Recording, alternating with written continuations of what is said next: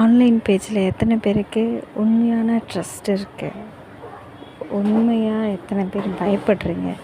ஆனால் இவ்வளோ நாள் இல்லாமல் நான் இப்போது பயந்துருக்கேன். ஏன்னா ஒரு 2 டேஸாக வந்துட்டுருக்க எக்ஸ்பீரியன்ஸ் அப்படி. ஒரு ரேண்டமாக ஒரு சாரீ ஒன்று ஆர்டர் பண்ணியிருக்கேன். கம்மியான அமௌண்ட்டு தான், ஆனால் அவங்க கொரியர் சார்ஜ் ரொம்ப அதிகமாக பண்ணியிருக்காங்க. எந்த பேஜுன்னு சொல்லிவிட்டு உங்களுக்கு ரொம்ப ஆர்வமாக இருந்ததுன்னா கண்டிப்பாக மெசேஜ் பண்ணுங்கள். நான் உங்களுக்கு ரிப்ளை பண்ணுறேன் எந்த பேஜுன்றேன். உங்களுக்கு ரொம்ப யூஸ்ஃபுல்லாக இருக்கும்.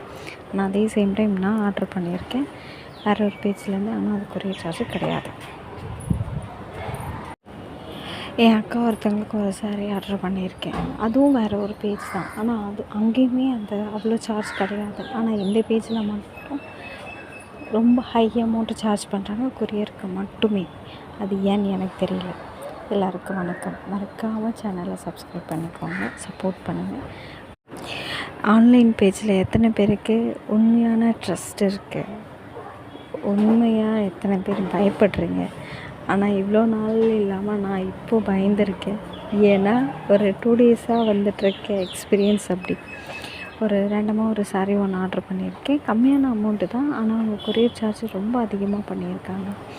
எந்த பேஜுன்னு சொல்லிவிட்டு உங்களுக்கு ரொம்ப ஆர்வமாக இருந்ததுன்னா கண்டிப்பாக மெசேஜ் பண்ணுங்கள். நான் உங்களுக்கு ரிப்ளை பண்ணுறேன் எந்த பேஜுன்றேன். உங்களுக்கு ரொம்ப யூஸ்ஃபுல்லாக இருக்கும்.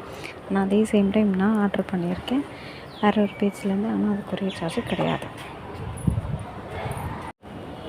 என் அக்கா ஒருத்தவங்களுக்கு ஒரு சாரீ ஆர்டர் பண்ணியிருக்கேன். அதுவும் வேறு ஒரு பேஜ் தான், ஆனால் அது அங்கேயுமே அந்த அவ்வளோ சார்ஜ் கிடையாது. ஆனால் இந்த பேஜில் மட்டும் ரொம்ப ஹை அமௌண்ட்டு சார்ஜ் பண்ணுறாங்க கொரியருக்கு மட்டுமே.